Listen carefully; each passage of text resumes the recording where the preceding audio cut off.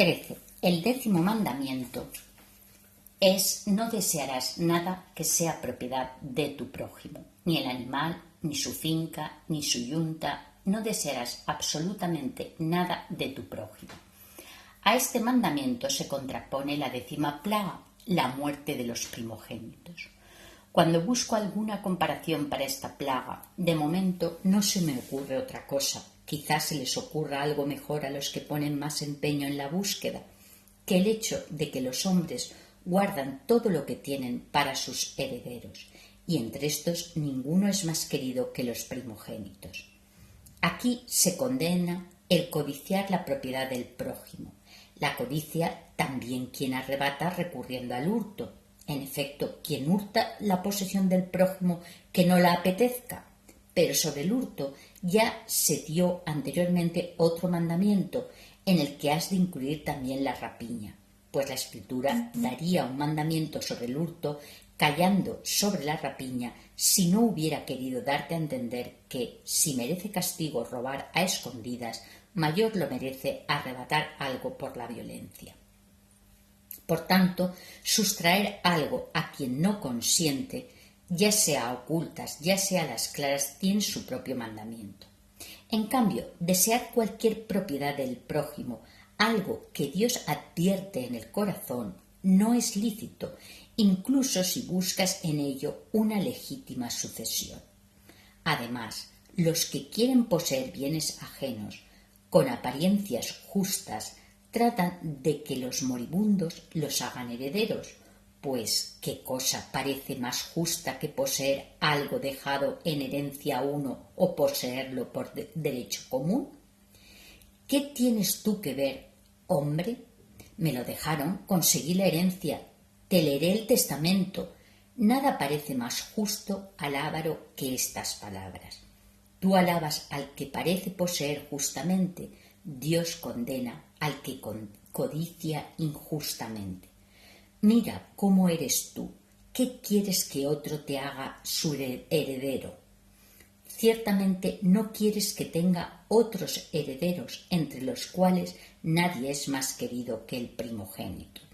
Por ello, recibes el castigo en tus primogénitos. Tú, que al codiciar bienes ajenos, buscas con una apariencia de derecho lo que en buen derecho no se te debía. Y es fácil, hermanos, perder físicamente a los primogénitos, pues los hombres son mortales y ya sea antes o después de sus padres, los que han de morir, mueren. Lo perjudicial consiste en que el oculto e injusto deseo te lleve a perder a los primogénitos de tu corazón, pues entre nosotros el primogénito tiene la imagen de la gracia de Dios. Nuevo nacido es el primer nacido, y entre todos los nacidos, digámoslo así, de nuestro corazón, la primogénita es la fe. Pues nadie obra bien si a la obra no precede la fe. Todas tus obras buenas son tus hijos espirituales, pero entre ellos el primero en nacerte fue la fe. Seas quien seas tú que codicias en lo oculto algo ajeno, pierdes en tu interior la fe.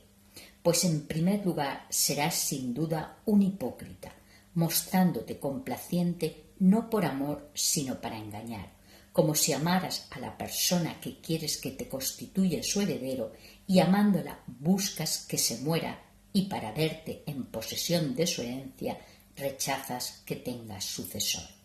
14. Ea, hermanos, recorridos los 10 mandamientos y las 10 plagas, que la comparación de los que desprecian los mandamientos con la detestable contumacia de los egipcios os haga cautos a la hora de poseer con seguridad vuestros bienes en los mandamientos de Dios. Vuestros bienes, repito, los bienes de vuestra arca interior, de vuestro tesoro interior, vuestros bienes, los que ni el ladrón, ni el salteador, ni el vecino poderoso os pueden quitar, bienes en los que no hay que temer la polilla o la herrumbre, con los cuales aun el náufrago sale del mar rico. Pues así seréis pueblo de Dios entre los inicuos egipcios. Mientras ellos padecen todo eso en su corazón, vosotros quedáis incólumes en ese vuestro hombre interior, hasta que el pueblo sea sacado de Egipto en una especie de éxodo particular. Éxodo este que efectivamente tiene lugar, pues aquel tuvo lugar una sola vez, pero este se repite sin cesar. En efecto, si os fijáis también nosotros despojamos a los egipcios. De hecho, tampoco aquel primer despojo se realizó sin que encerrase un misterio, mientras que personas poco inteligentes osan acusar a Dios por ello, esto es, porque mandó a los israelitas que pidiesen a los egipcios oro, plata y vestidos. Estos se lo dieron y les fue sustraído. Aquellos habrían sido unos ladrones si lo hubiesen hecho sin una orden de Dios. Preste atención vuestra caridad. Los israelitas, repito, habrían sido unos ladrones si no lo hubiesen hecho por orden de Dios. Mas como lo hicieron por orden divina, no fueron ladrones. Ya no los acusas a ellos, pero estás dispuesto a acusar a Dios. A ellos les correspondió obedecer. La voluntad de mandar le tocó a Dios, que sabe lo que cada cual debe padecer y lo que cada cual padece con justicia. Abraham habría cometido un parricidio a todas luces ominoso si hubiese herido a su hijo por propia decisión. En cambio, la acción era laudable porque era en obediencia a la orden de Dios. Y lo que hecho por propia voluntad hubiera sido crueldad, bajo el mandato de Dios se tornó en acto de piedad. 15. Quiero deciros algo referido en los Hechos de los Apóstoles que concierne a dos apóstoles, Pedro y Pablo, excelsos carneros del rebaño, cuyo aniversario de la muerte celebramos en una misma fecha. Estando Pedro encerrado en la prisión, vino a él un ángel que, habiéndole soltado las cadenas de sus manos, le mandó salir. En su salida siguió al ángel, se vio libre de la cárcel por orden del Señor, por la autoridad de Dios. Al día siguiente el juez mandó prenderlo para interrogarlo. Supo que se había fugado y mandó que le presentasen a los que lo custodiaban. Después de interrogar a los soldados, dice el libro, ordenó ajusticiarlos, pronunció contra ellos la sentencia que le parecía que con justicia debía haber pronunciado contra Pedro. ¿Qué decimos? ¿Fue Pedro responsable de la muerte de ellos? No hubiese mostrado una piedad errática si hubiese llevado la contraria a la voluntad de Dios y hubiese respondido al ángel que le mandaba salir. No saldré si por causa mía van a morir estos hombres desgraciados, los guardianes de la cárcel. Se le hubiese replicado, deja estos asuntos en manos del Creador, dado que no eres artífice del nacimiento de un hombre, tampoco puedes ser juez de cómo ha de morir. En cuanto a Pablo, cuando encerrado y encadenado cantaba a Dios, tembló la tierra y se soltaron las esposas, pero no huyó, para que el guardián de la cárcel no padeciese daño alguno. Se dejaba que actuase la justicia humana, a fin de que no se castigase a uno por otro, cuando Dios nada mandaba en contra. Nadie muere sino aquel que quiere Dios. Dictar sentencia se deja a Dios, pero se castiga el deseo homicida, pues tampoco aquí hay que mirar lo que Dios sentenció, sino el mal que la voluntad deseó. Gracias al traidor Judas hemos sido liberados, pero esto fue de provecho para nosotros, no para él. Él quiso dar muerte a Jesús, no liberarnos a nosotros. A Dios hay que alabarlo, a Judas hay que condenarlo. Y sin embargo, Judas no lo hubiera hecho si no lo hubiera permitido Dios, que no perdonó a su propio Hijo, sino que lo entregó por todos nosotros. 16. Por tanto, hermanos, nadie discuta nada a Dios. Eso es orgullo, impiedad y necedad. Frena tus malos deseos, Nada hagas con mala conciencia. Vive dispuesto a obedecer, no a dañar. Así, pues, actuaron los israelitas, actuó Dios. Si ellos hubiesen cometido un hurto, aun en este caso Dios, al permitir que lo cometieran sus autores, habría querido que lo padeciesen los que lo padecieron. Con todo, habría asignado un castigo a los ladrones, a la vez que dejaba claro que los que sufrieron el hurto pagaban en ese momento por alguna culpa. Pero en la circunstancia ellos no obraron por propia iniciativa. Fue Dios con su justo juicio quien quiso que se hiciera. Aunque si valoras la causa, tal vez no se llevaron el oro ajeno, sino que exigieron la debida retribución. Injustamente oprimidos, estuvieron fabricando ladrillos por largo tiempo en Egipto. No salieron de allí sin una recompensa por los duros trabajos realizados durante su esclavitud. Y con todo, Dios los hizo por alguna causa justa. Si en este mundo somos como el pueblo de Israel en Egipto, me atrevo a deciros, pues creo que os hablo movido por el Espíritu de Dios, tomad el oro, la plata y los vestidos a los egipcios. Su oro son sus sabios, su plata son sus oradores, sus vestidos son sus variados idiomas. ¿Acaso no vemos todo esto en la Iglesia? ¿No hace eso a diario la Iglesia?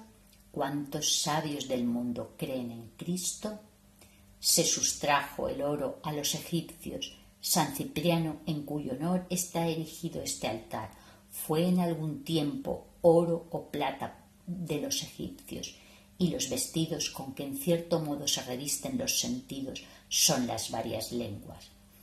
Y estáis viendo cómo emigraron de los egipcios al pueblo de Dios, pues no hay mensajes ni palabras cuyas voces no se oigan. Aquí están el oro, la plata y los vestidos de los egipcios, y salimos ricos y nos llevamos nuestra paga, pues no sin causa hemos trabajado en el barro de Egipto. 17. Así pues, hermanos, creed realmente que todo les acontecía entonces en figura y que fue escrito como amonestación para nosotros, para los que ha llegado el fin de los siglos. Todo, tanto lo que yo puedo exponeros como lo que aún no puedo, tanto lo que vosotros podéis entender como lo que todavía no podéis, tanto lo que yo os he dicho de esta manera como lo que podría decir de modo mejor, siendo yo así, no iba a prestarle yo atención, y tú, cristiano espiritual, quien quiera que seas, no hemos de prestar atención, o diremos que aconteció sin un motivo el que en la tercera plaga los magos del faraón fracasaran. ¿Tendría que renunciar yo a toda investigación? ¿Tendría que pensar que aconteció o fue escrito en vano? Los magos del faraón, opuestos a Moisés, convierten sus varas en serpientes, el agua en sangre, producen ranas, hacen todo eso. Llegan a la tercera plaga, esto es, a aquellos mosquitos llamados cínifes, y ahí fracasan los que produjeron serpientes. Los que produjeron ranas fracasan ante las moscas. En absoluto se trata de algo que carezca de un motivo. Llamad conmigo. ¿A qué se opone la tercera plaga?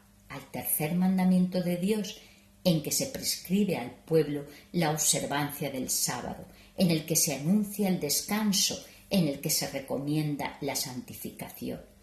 Pues en él se dice: recuerda el día del sábado para santificarlo. Efectivamente, entre las primeras obras del mundo hizo Dios el día, hizo el cielo y la tierra, el mar, los luminares, las estrellas, los animales sacados de las aguas y al hombre sacado de la tierra a su imagen.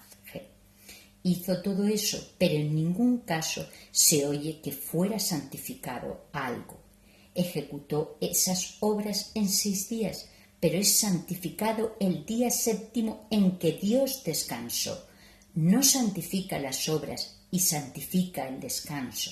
¿Qué diremos entonces? A nosotros, cuando estamos fatigados, nos resulta más agradable el ocio que el trabajo. ¿Pensamos que acontece lo mismo a Dios? No debemos pensar eso, ni debemos pensar que lo hizo con fatiga o que no lo creó solo con su mandato. Dijo Dios, hágase, y se hizo. Obrando así, tampoco el hombre se fatigaría, pero en aquel día se nos recomendó un cierto descanso de todas nuestras obras, para que entendiéramos que tras nuestras buenas obras hemos de descansar sin fin. En efecto, allí todos los días tienen tarde, menos el séptimo. Nuestro trabajo, pues, tiene un término, nuestro descanso no. Allí la santificación vinculada al Espíritu Santo alude a un gran misterio. Os ruego, hermanos, que me recibáis con benevolencia, diga lo que diga, mirando más a lo que intento explicar que a lo que de hecho explico. Sé lo que hablo y quién soy yo que hablo. Yo, un hombre, hablo cosas divinas a hombres. Ea, esforzaos conmigo, fatigaos conmigo para descansar conmigo. Cuando el Señor da cuanto abre, cuanto significa, cuanto indica la sabiduría misma que se revela a sus amadores alegremente en los caminos y les sale al encuentro con todo esmero. Es santificado el día de sábado, el descanso de Dios. Con referencia a él aparece por primera vez la santificación. En cuanto a mí, me parece, en cuanto vosotros conocéis, en cuanto creemos, no hay ninguna santificación divina y auténtica si no proviene del Espíritu Santo. No en vano se le llamó con propiedad Espíritu Santo. Aunque el Padre es santo y el Hijo es santo, el Espíritu recibe ese nombre como propio, de modo que la tercera persona de la Trinidad se llama Espíritu Santo. Él descansa en el hombre humilde y sosegado, como en su sábado. Por eso también se reserva al Espíritu Santo el número 7, como lo indican con suficiencia nuestras Escrituras. Vean otros mejores que yo, cosas mejores, y otros mayores que yo, cosas mayores. Digan y expliquen algo más sutil y divino acerca de ese número 7. Yo, por mi parte, lo que basta de momento, esto es lo que veo, esto os recuerdo que veáis, que este número 7 se ha asignado con propiedad al Espíritu Santo, porque en el séptimo día se menciona la santificación. ¿Y cómo probamos que al Espíritu Santo se asigna el número 7? Dice Isaías que sobre el fiel, sobre el cristiano, sobre el miembro de Cristo desciende el Espíritu de Dios, el Espíritu de sabiduría e inteligencia, de consejo y fortaleza, de ciencia y de piedad y el de temor de Dios. Si me habéis seguido, he recorrido 7 realidades, como si el Espíritu de Dios descendiese hasta nosotros, desde la sabiduría hasta el temor de Dios, para que nosotros ascendamos desde el temor hasta la sabiduría, pues el principio de la sabiduría es el temor de Dios. Así pues, el Espíritu es septenario y es único con función septenario. ¿O queréis algo más evidente? La Sagrada Escritura recuerda que la fiesta de Pentecostés duraba semanas. Lo tienes en el libro de Tobías, donde a las claras se dice que esta fiesta duraba semanas. En efecto, 7 por 7 nos da 49, pero como para retornar al principio, pues el Espíritu Santo nos recoge en la unidad, no nos aparta de ella. A los 49 días se añade uno más como tributo a la unidad, y así tenemos 50. Así pues, no vino sin motivo el Espíritu Santo en el día 50 después de la ascensión del Señor. Resucitó el Señor, ascendió a los infiernos, pero aún no subió al cielo. A partir de esa resurrección, a partir de esa asunción a los infiernos, se cuentan 50 días y llega el Espíritu Santo con el número 50, como instituyendo un natalicio suyo entre nosotros. Pues el Señor convivió aquí con sus discípulos durante 40 días El día 40 subió al cielo, y pasados allí 10 días, como indicación de los 10 mandamientos, vino el Espíritu Santo, ya que nadie cumple la ley sino por la gracia del Espíritu Santo. Por tanto, hermanos, está claro que este número 7 pertenece al Espíritu Santo, y quien no se integra en la unidad de Cristo y vocifera contra la unidad de Cristo, hemos de entender que no tiene el Espíritu Santo, pues las contiendas, disensiones y divisiones sólo producen animales, de los que dice el apóstol: el hombre animal no percibe lo que atañe al Espíritu de Dios. Además, en la carta del apóstol Judas se haya escrito: estos son los que se separan a sí mismos. Palabras en tono de reproche: estos son los que se separan a sí mismos. Hombres animales que no poseen el Espíritu. ¿Hay algo más manifiesto o evidente? Con razón vienen, y si creen lo mismo que nosotros, recibirán el Espíritu Santo, que no pueden poseer mientras sean enemigos de la unidad. El apóstol los compara a los magos del faraón al decir: tienen la apariencia de piedad, pero niegan su efecto. Teniendo la apariencia de piedad, hicieron cosas semejantes, pero negando su poder, fracasaron en la tercera señal. 18. Preguntaos todavía conmigo por qué fracasaron los magos en la tercera plaga. Podían haber fracasado en la segunda, en la primera, en la cuarta. Si tenían que fracasar, ¿qué importaba en cuál fuera? ¿Por qué entonces en la tercera? Pero ved primero algo que os había prometido.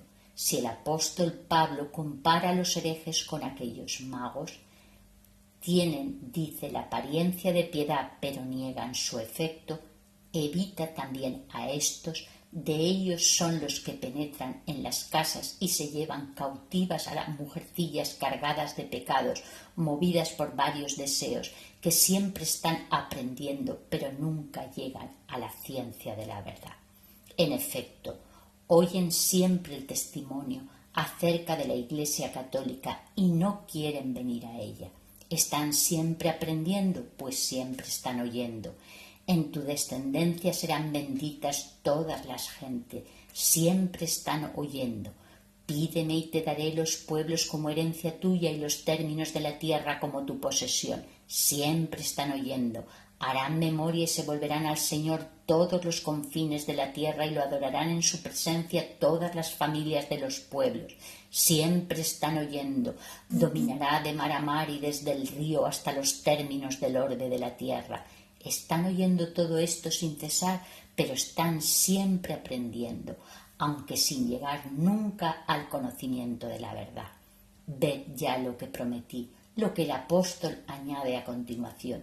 Como Jamnés y Mambrés se enfrentaron a Moisés, así se enfrentan a la verdad estos, hombres corrompidos de mente y réprobos respecto de la fe. ¿Y qué viene después? Pero no progresarán más. Con razón fracasan en la tercera señal, pero ya no progresan más.